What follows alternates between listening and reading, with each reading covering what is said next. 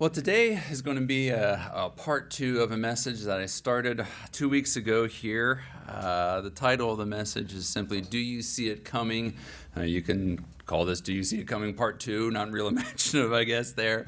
I will say, when I started putting this message together, I thought it might run a little bit long, and I had about 12 pages of notes, and last time I looked down at my watch, and I was about 45 minutes in, and I was on page 7.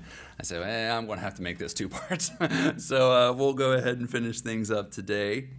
In that message, you might remember I used the analogy of learning how to drive, specifically some things that we taught our children when they started learning how to drive. One of them was the principle of always be scanning, ABS, not as an anti-lock brake system, but as in always be scanning. You're always looking, the road in front of you. You're checking to the left, to the right, on down the road, maybe a half a mile. You're checking your 6, making sure nobody's coming up on you too fast. And my brother reminded me after that sermon, he said, you forgot to tell him about the part you're always looking for state troopers behind the billboard, that kind of stuff too. And I said, well, that was lesson 2. You get to that a little bit later on.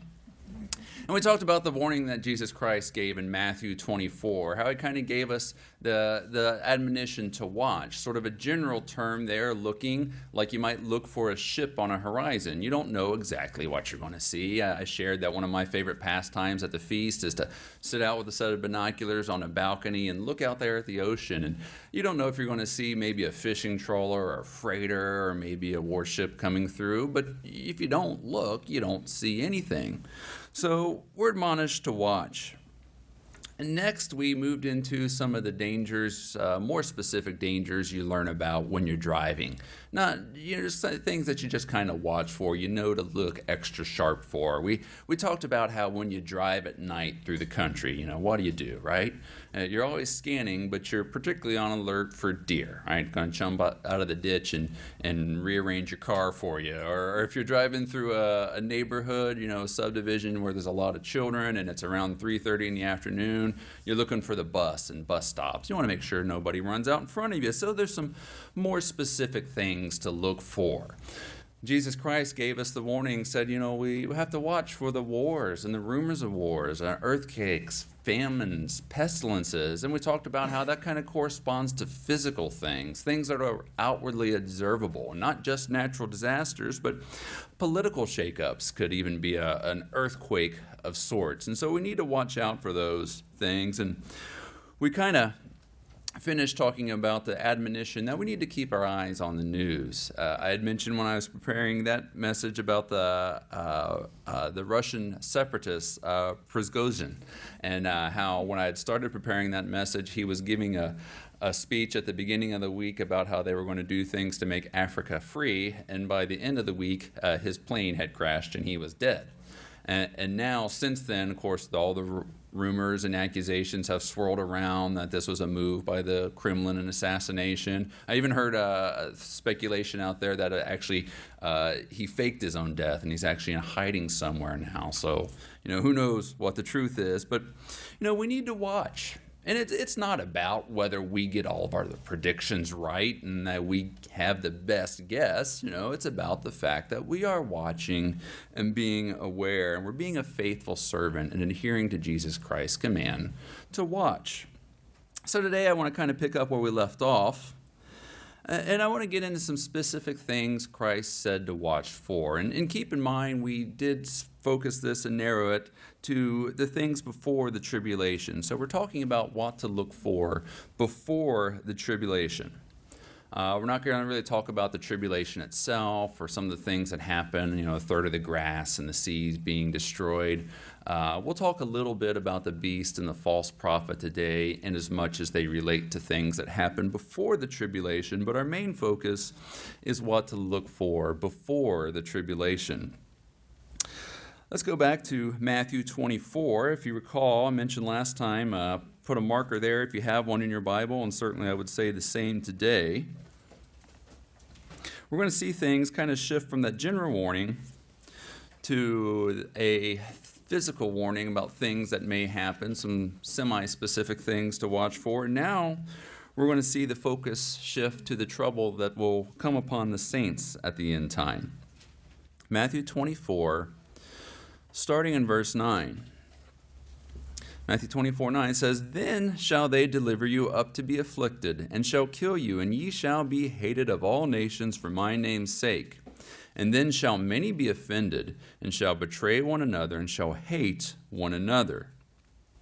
As I mentioned last time, reading from the King James Version of the Bible for this message, there's, for me, something personally very powerful about it, particularly in regards to prophecy. So I typically do New King James, but we'll be reading from King James today. So here we see and we read about religious persecution of the saints. As is the case in much of prophecy, there's often a duality that happens.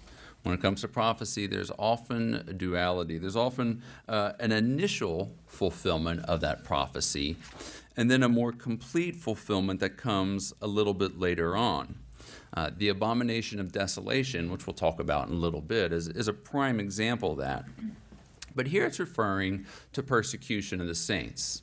And certainly some of that did happen in the first century church. There were some things that went on.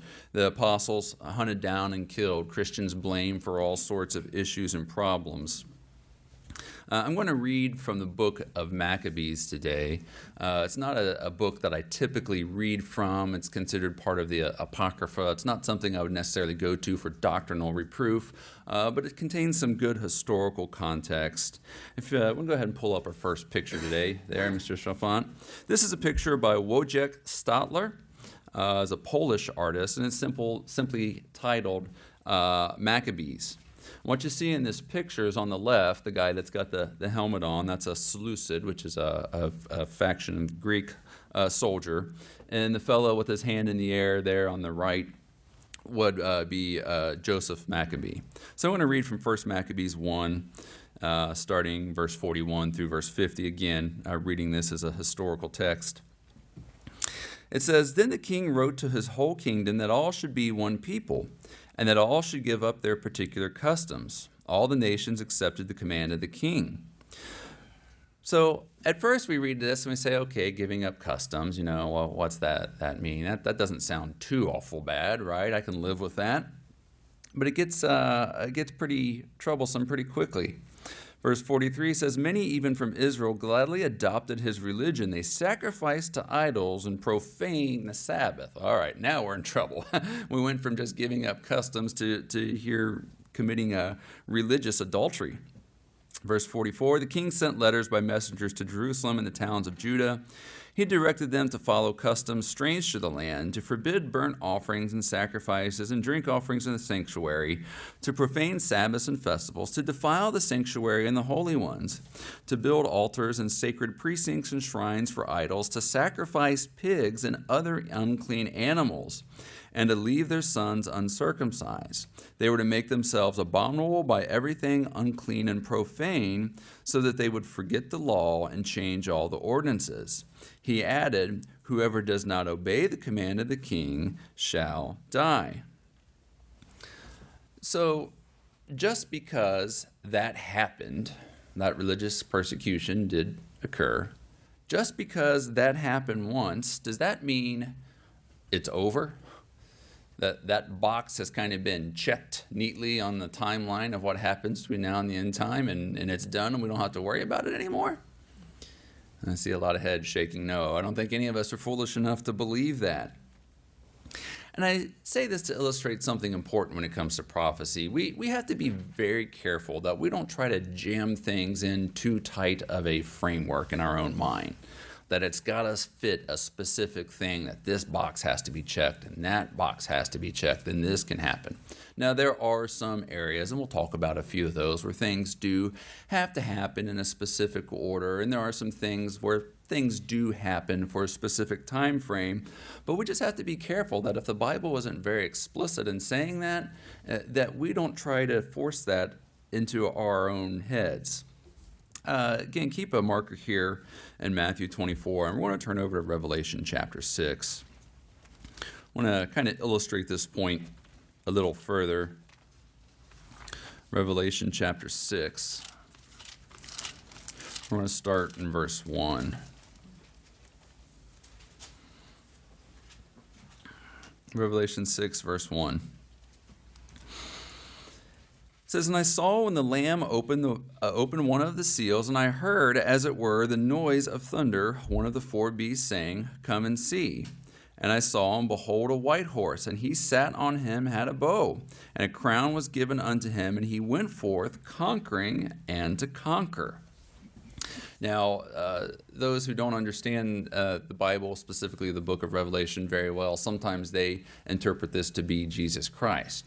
And over in Revelation 19, we see Jesus Christ described riding a white horse, but there are some significant differences there. What we see then, and we'll talk a little bit more about that again when we do our booklet discussion series, but what we see is this first one appears very much like Jesus Christ, and what's going to become clear as we go on is that this rider is bringing religious deception. Verse 3 says, "And when he had opened the second seal, I heard the second beast say, 'Come and see.' And there went out another horse that was red, and power was given him that sat thereon to take peace from the earth, and that they should kill one another. And there was given unto him a great sword."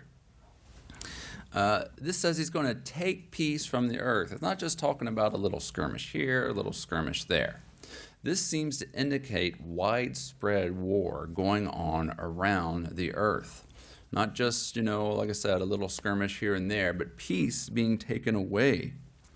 Verse 5 says, "When he opened the third seal, I heard the third beast say, 'Come and see.' And beheld, lo, a black horse, and he that sat on him had a pair of balances in his hand. And I heard a voice in the midst of the four beasts say, 'A measure of wheat for a penny, and 3 measures of barley for a penny.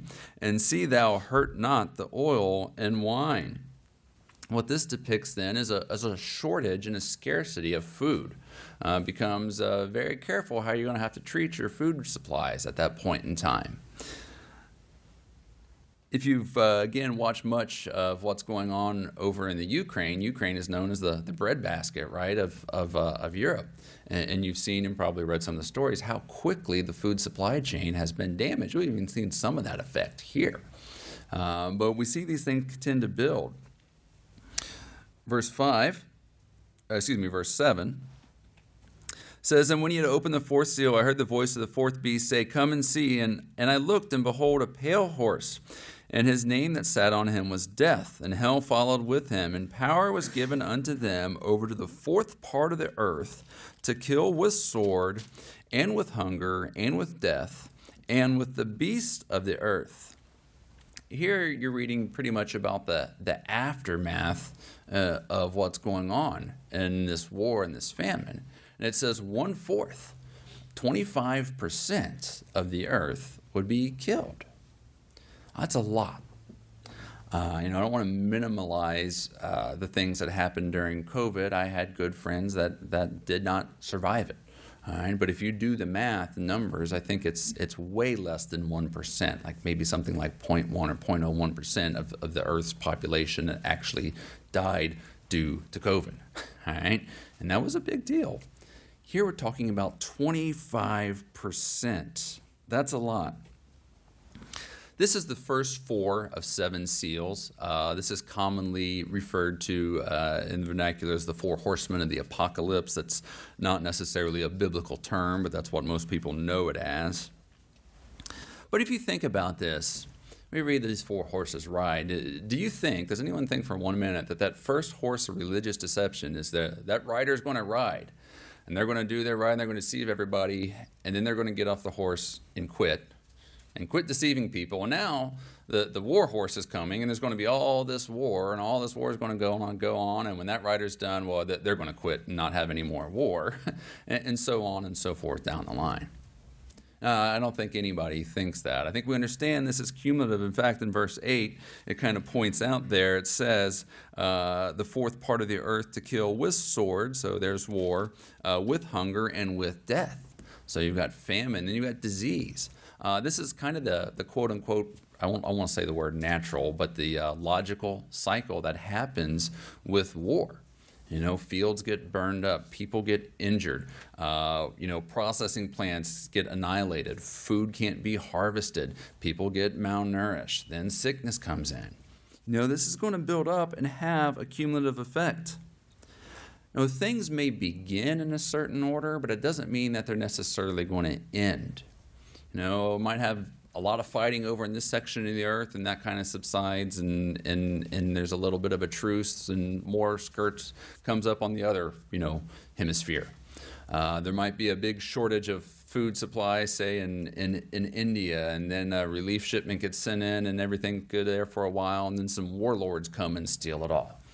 We really don't know what's going to happen, but it seems that it's going to build and build, and none of it is really ever going to end until the return of Jesus Christ. So that's what we read here. I'd like to share this from the UCG's booklet, The Book of Revelation Unveiled. It says the first 5 seals, we read about the first 4, we're going to read about the 5th seal in just a minute, but it says the first 5 seals correspond to adversities that are to afflict vast portions of humanity, including some of God's servants, between the first and second appearance of Christ. These hardships, having already begun in the lifetime of John, extend to the time of the end. It's not like religious deception hasn't been around until recently, right? It's been around pretty much forever. And particularly within the movement of Christianity, true disciples, those who follow Jesus Christ's command and teaching, there's been a lot of false religion, and it's just been building and growing. We're going to see these things start to build and grow to a portion and to a size that humanity has not seen. These first 4 seals, and in the 5th we'll read about in a second, these things, again, they seem to begin, and then just start to build on one another and just get bigger and just get worse until the return of Jesus Christ. If we keep reading here in Revelation chapter 9, here we get into that 5th seal. It says, and when he had opened the 5th seal, I saw under the altar the souls of them that were slain for the word of God and for the testimony which they held. And they cried with a loud voice, saying, How long, O Lord, holy and true, dost thou not judge and avenge our blood on them that dwell on the earth?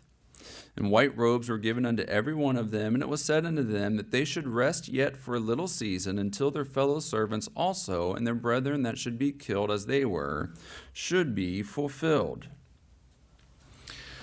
Now here we see symbolically those who are dead crying out, Lord, how long till vengeance comes? And we see an explanation given in verse 11. It says, wait a while, it's not over yet.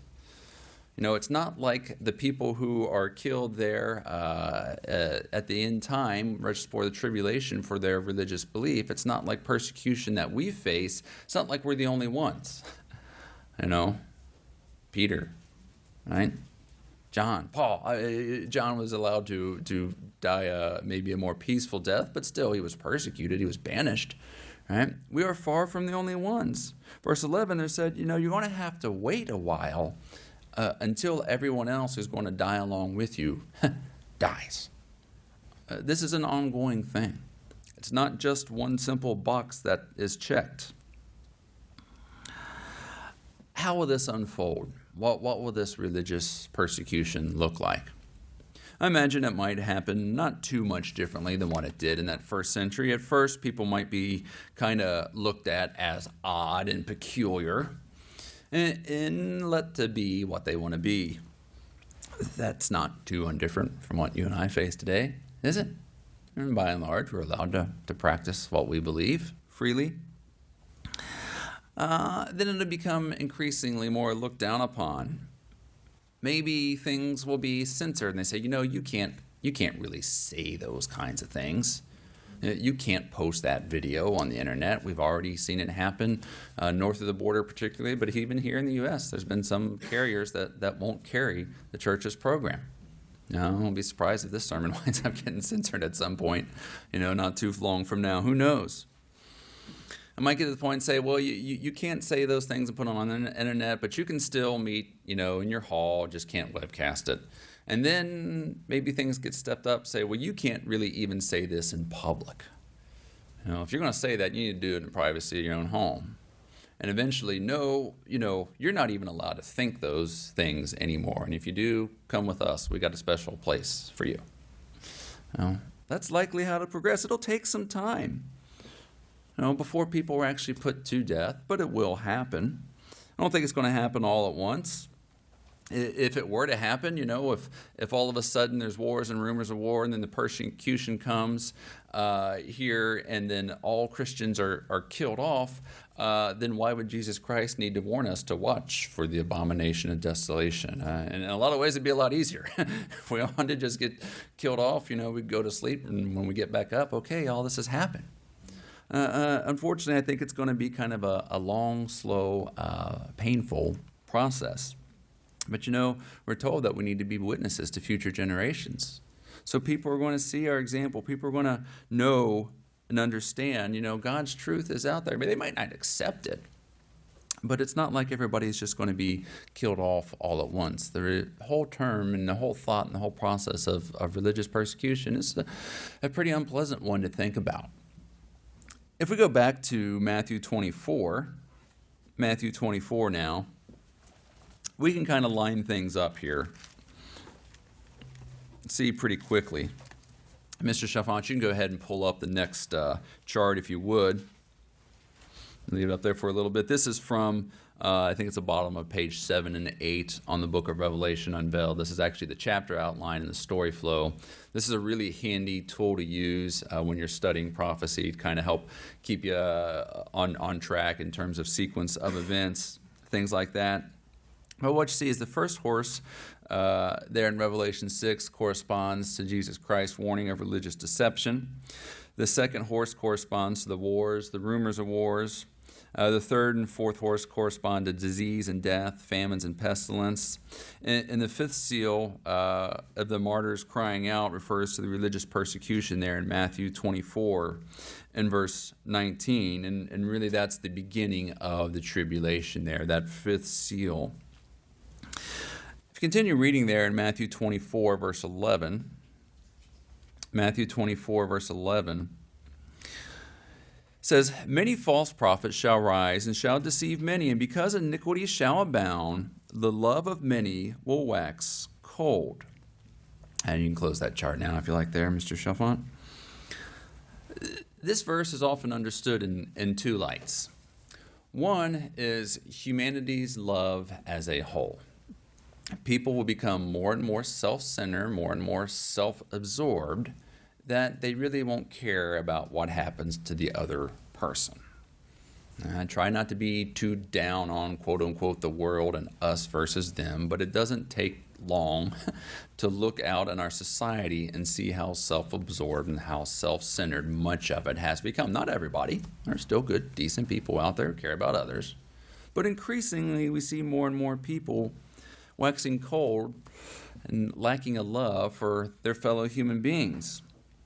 But it also seems that this is a warning specifically to the church, specifically warning us not to let our love of the truth wax cold, that we become more and more accepting of sin and iniquity, and that little flame, that fire, that ember that burns inside us, that desire to live and obey God, eventually gets extinguished and put out.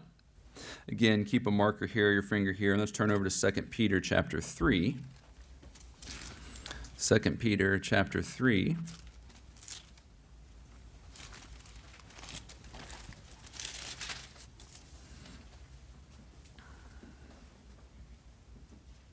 Now, none of us wants to think that we'd be susceptible to letting our love of the truth wax cold.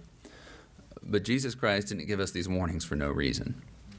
2 Peter 3, verse 3 says, "Knowing this verse, that there shall come in the last days scoffers, walking after their own lust, and saying, Where is the promise of his coming? For since the fathers fell asleep, all things continue as they were from the beginning of the creation." Now, Peter is warning his audience as well. Abraham, Isaac, Jacob, they're all dead and gone. And, nothing's really changed. Yeah, we've had some problems here and there, but, we're still around, right? Still alive and kicking. COVID came, COVID went. The church has had different issues over the years, but hey, look at us. We're still here today. And don't get me wrong. We should be thankful. We should be grateful for that. But we're warned, don't be complacent. That's what Jesus Christ says. Don't let that love wax cold. Peter reminds us of that as well. And I'm not trying to be a fearmonger, but Jesus Christ is telling us there is a time when all these wars, these famines, these pestilences, the things are going to add up to the point that we read in Revelation 6 there. A fourth of humanity is killed off at that time, and that's pre-tribulation. Now, all of this is going to happen eventually. All of this is going to happen eventually. Sadly, some won't remain faithful. And that's why Jesus Christ was compelled to give us this warning, to keep us astute, keep us aware, lest our love wax cold and we become susceptible and fall short on the glory of God. Turn back to Matthew chapter 24.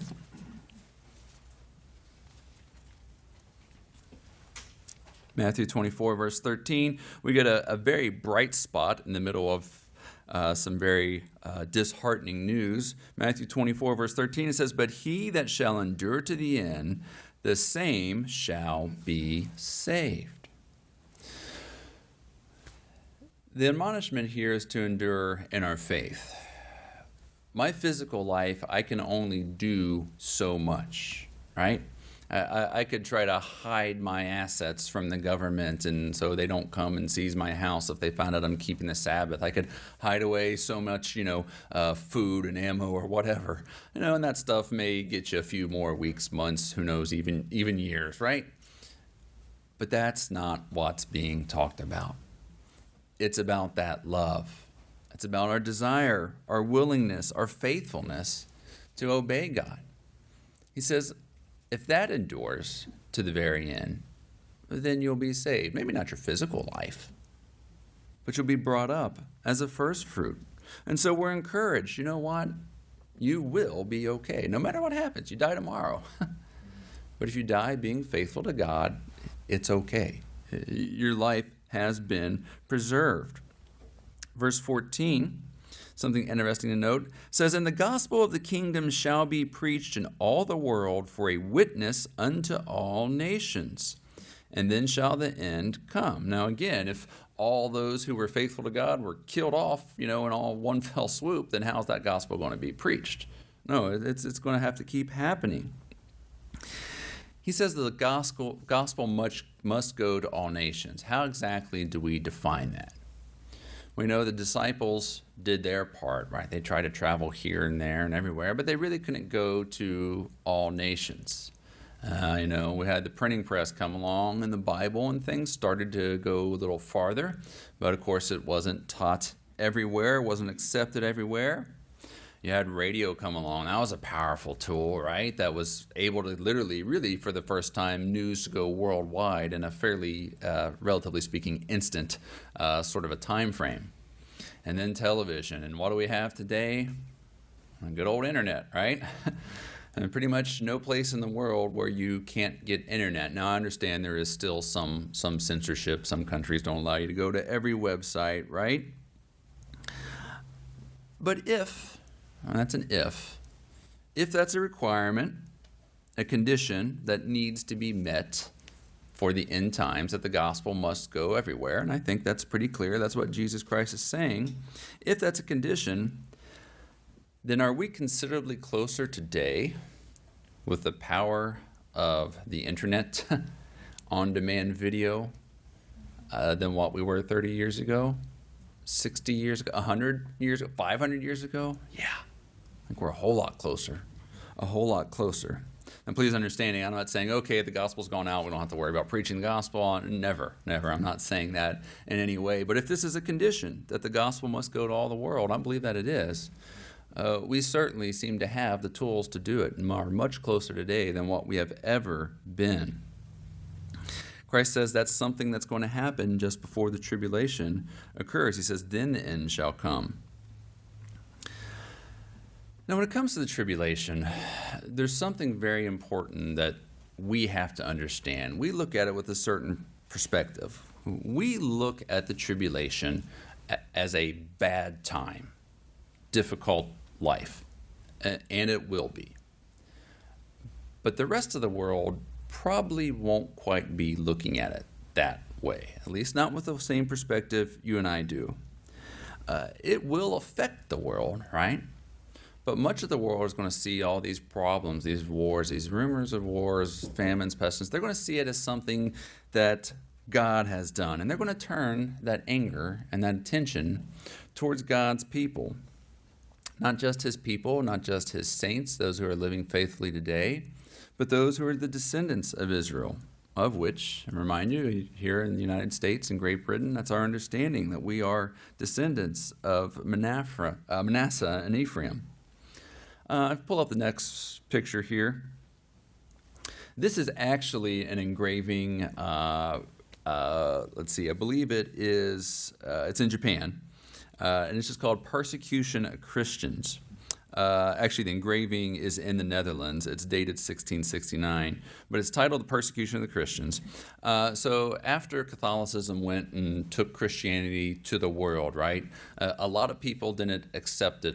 Or like it very much. Some did, some didn't. And, understand, of course, doctrinally speaking, very much a lot of what the Catholic Church would teach and was teaching isn't what we believe, but it was an attempt to take Christianity to the world. In around 1600 there, the Japanese emperor said, well, that's enough of that, and outlawed Christianity, right? And they basically said, you don't have to go home, but you can't stay here, and if you do stay here, we're going to kill you. And so there was this persecution of Christians in Japan there in the 1600s. They had to leave or be killed. If you were one of the Japanese soldiers that was pushing the guy off of the cliff, is life such a bad time for you? Well, no, you're in power, right? During the tribulation, those who are in charge, they're going to be pretty much enjoying life. At least it won't be as bad as what it will be to be you and I. The tribulation, that 3.5 year, really focuses on the tribulation and trouble of God's people.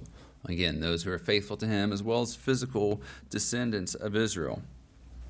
What's going to happen is part of the way into that 3.5 year period, the day of the Lord will happen. There's going to be some overlap. Our best understanding is probably about 2.5 years in to the tribulation. That last year will be when the day of the Lord begins. And again, we'll talk a little bit more about why we believe that when we do the booklet discussion.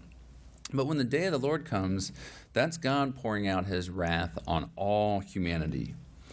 After that is when the heavenly signs come, and the sixth seal and the seventh seal corresponds really to the day of the Lord opening. And again, that's kind of getting after the tribulation, and we're trying to focus on what happens before the tribulation today. But the point is this, that while a lot of humanity, while we think of the tribulation as a very bad thing, not all the world is going to think it's so bad. A lot of the world will be experiencing some good times, and it's going to be brought to them by a power that we often know as the beast power. So let's turn to Revelation 13 and talk about that. We often talk about the beast kind of as maybe the central figurehead, whoever's leading that regime. Or we talk about the beast power kind of representing the government. We can kind of use those terms interchangeably today. But let's start in Revelation 13, verse 1. It says, I stood upon the sand of the sea, and I saw a beast rise up out of the sea, having 7 heads and 10 horns, and upon his horns 10 crowns, and upon his heads the name of blasphemy. There's some connections here to the number 10, the leaders of the Roman Empire over the year, 10 regions under Europe. Again, we're not going to go into all that for detail today. But the point is, most of the world is going to be very much under this authority of this leadership of this program. Verse 2, it says, And the beast which I saw was like unto a leopard, and his feet were as the feet of a bear, and his mouth the mouth of a lion, and the dragon gave him his power and his seat and his great authority. That's what really the beast power is, right? It is Satan's government. It's Babylon reborn. We call it by a lot of different names, but it all comes down to the fact that it gets its power and authority from the dragon, from Satan. Verse 3, I saw one of his heads as it were wounded to death, and his deadly wound was healed, and all the world wondered after the beast. And they worshiped the dragon, which gave power to the beast, and they worshiped the beast, saying, Who is like unto the beast? Who is able to make war with him? In verse 3, again, we get into some potential duality. Some think that this is, this physical leader is going to be maybe assassinated and then brought back to life. Others' interpretation is that this is just the resurrection of that Roman Empire that was thought to be long gone and dead and brought back. But the point is, in verse 4, when this power arises, it says, Who is like the beast? Look at this guy or this government. Look at all the things they can do. Ain't nobody can touch him, man. I mean, he's solving all of our problem. All those annoying people were telling us that we needed to repent and obey God. He got rid of them. All the famine, he's worked that out, and there will be, it seems, maybe some temporary relief that he's able to manipulate world affairs to bring that. The world won't think the beast's power is such a terrible thing. They'll think it is pretty amazing, and they'll be infatuated with it. Verse 5, And there was given unto him a mouth speaking great things and blasphemies, and power was given unto him to continue 42 months. Here the 42 months again corresponds to the 3.5 years of the tribulation, the 1,290 days that we had read about in Daniel. And so we're not trying to get too specific here on the timeline. And even though our focus is primarily what happens on prior to the tribulation, it seems that the beast power, they were really becoming into their full stride, you might say, really when the tribulation begins. Now, that's not to say we won't really understand who it is before the tribulation begins. But it's when the tribulation starts that they're really going to be front and center, total control of the world. Revelation 17, verse 13, talks about the other kings of the earth basically hand their power over to him and say, "You got this. Go for it, man. You're the answer to all of our problems." But again, the point is that while we may look at the tribulation and the beast power as a very negative and terrible thing, the rest of the world won't necessarily be thinking that. They'll be looking at him, at it, as their savior, as the answer to all the problems. If you continue reading, verse 6 says, "And he opened his mouth in blasphemy against God, to blaspheme his name and his tabernacle, and them that dwell in heaven." This is outright total blasphemy of God and everything God represents. The tabernacle seems to have an indication there, physically speaking, there, maybe at the Jerusalem, at the Temple Mount, against everything that is in heaven. The saints, not that we believe in a literal, heaven and hell, but those who have died, those who were martyred for God's name and for their beliefs. The system, God's government, that's what it points to. It says he's going to sit there and blaspheme that all. While we have to be, again, kind of careful not to make things too definitive on our timeline of this happens and then that happens, we are given a pretty clear indication back in Matthew. If you want to go ahead and turn back to Matthew 24, verse 15, that when this happens, we are very, very near. We read verse 14 about the gospel having to be preached in all the nations, but picking up in verse 15, it says, "When ye therefore see the abomination of desolation spoken by Daniel the prophet stand in the holy place, whoso readeth, let him understand."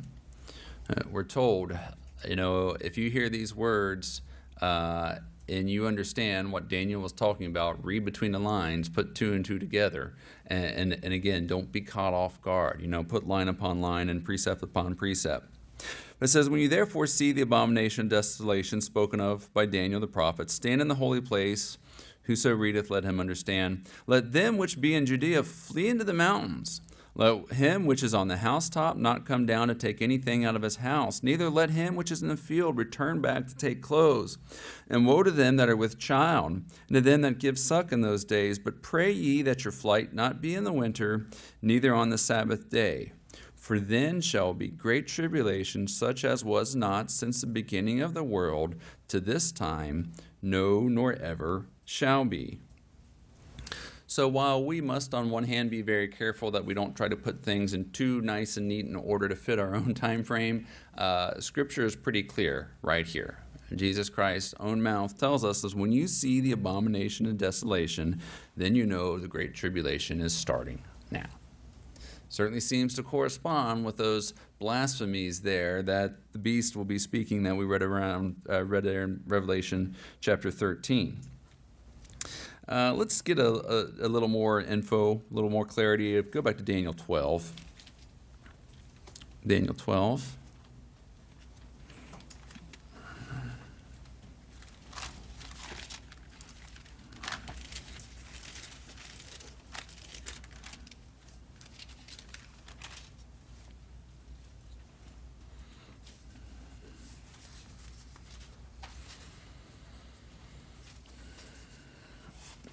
I'll read verse 11 here. It says, "And from the time that the daily sacrifices shall be taken away, and the abomination that maketh desolate set up, there shall be 1,290 days." So we see this correspond to that 3.5 years, 42 months. Here, the Bible gets pretty specific. So what exactly is this abomination of desolation? Let's go ahead and pull up the next slide here. There's a couple of thoughts about when this could have been fulfilled. Now keep in mind, Daniel, this was about 150 years before Christ, or thereabouts. One thought was when the Emperor Caligula, when he was in power, he just to show all the rest of the religions of the world that he was a new emperor, he was their new god as far as everyone was concerned. He wanted a bust of himself put up at every temple. He actually died before that could happen. But then this fellow came along, and this is Antiochus IV Epiphanes. Antiochus IV Epiphanes. We often just call him Antiochus Epiphanes. He is the one who sacrificed swine in the temple. He's the one who's triggered that Maccabean revolt. We read from the book of First Maccabees there.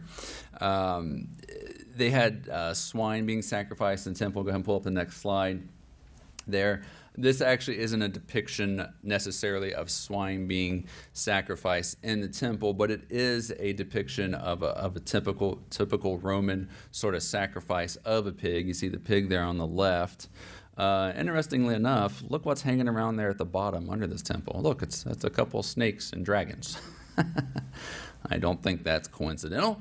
So we saw what most believe, what we in the church have always taught, a first initial fulfillment of the abomination and desolation when Antiochus Epiphanes sacrificed swine at the temple. You can go ahead and bring that slide down. 150 years later, though, Jesus Christ said, look for that again. Look for that again. Makes it pretty clear there must be a second fulfillment of some kind. What's that abomination look like? Daniel 12 says it makes desolate.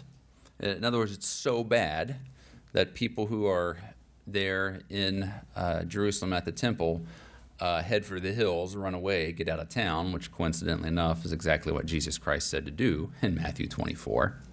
But he also says it's the time that the daily sacrifice will be taken away.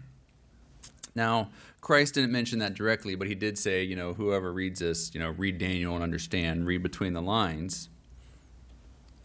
Right now, there are no daily sacrifices going on in Jerusalem.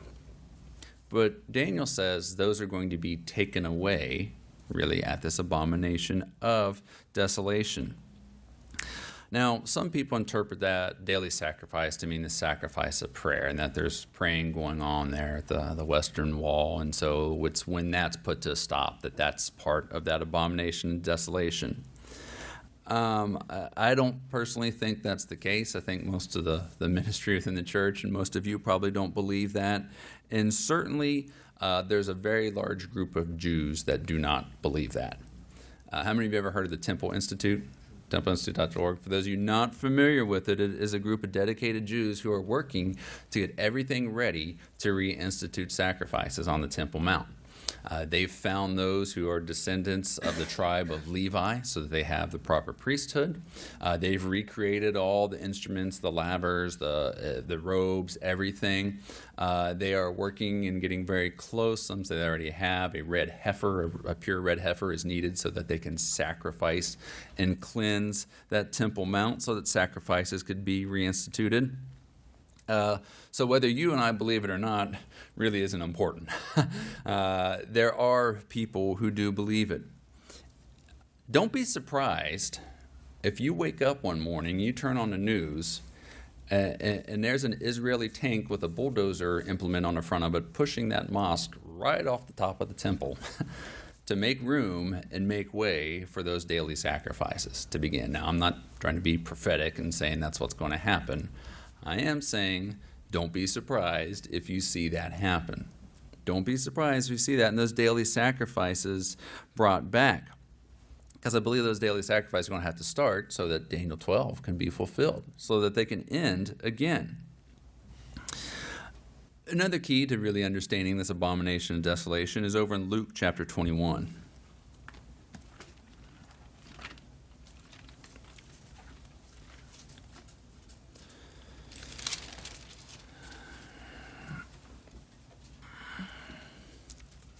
This is the parallel account here in Luke of the Olivet prophecy, which we've been reading in Matthew 24. But Luke 21, verse 20, it says, when ye shall see Jerusalem compassed with armies, then know that the desolation thereof is nigh. This adds the note that Jerusalem is going to be surrounded by armies. This is probably, while some things may happen overnight, we have to understand that in human terms, things are going to gather. There's going to be building. There's going to be pressure that happens. World powers are going to recognize things are reaching a boiling point there in Jerusalem, and maybe we need to send some troops to help, keep the peace, and NATO gets involved, and, who knows who all will get involved, but it seems like there's going to be a gathering of armies. And they will likely have fighting among themselves. And we know that later on, at the very end, these armies of the world, they're going to unite, and they're going to go from fighting each other to fighting Jesus Christ at the Battle of Armageddon, actually outside Jerusalem. But it seems that here, right at the abomination of desolation, there's going to be a gathering of armies because people are going to see the war clouds, the storm clouds on the horizon. The difference is going to be they're going to go again from trying to sacrifice or trying to fight each other, eventually trying to fight Jesus Christ. So with all of that for context, what exactly is the abomination of desolation going to be? We can't say necessarily for sure. We could speculate on all sorts of things, more illegitimate sacrifices of some kind, some other heinous act of false worship. Certainly the beast, the false prophet declaring that they are God or they speak for God would fit the bill, or maybe some other religious political act, something that starts a chain event of riots, killings, political assassinations even. Whatever exactly it is, it's going to be hard to miss. It's going to be hard to miss if we're watching. Maybe we can't say what the abomination of desolation is exactly, but here's what I think we can safely say that we know. That it'll be in Jerusalem, perhaps right on the Temple Mount or very nearby. It seems there will be daily sacrifices that are reinstituted and then suddenly brought to a stop. The armies of the world are going to gather there, and then whatever happens is going to be so bad, people who live there are going to flee. They're going to make it desolate. Now the armies and those will still be there, but it seems that the native inhabitants will leave. When you see those things happen, you are seeing the abomination of desolation, and the tribulation is about to start. That's been the point of this particular message. We wanted to talk about those things that lead up to the tribulation. I think what we've learned, hopefully, is some important lessons, is one that we should always be scanning. We should always be looking out there, just seeing what's going on in our world.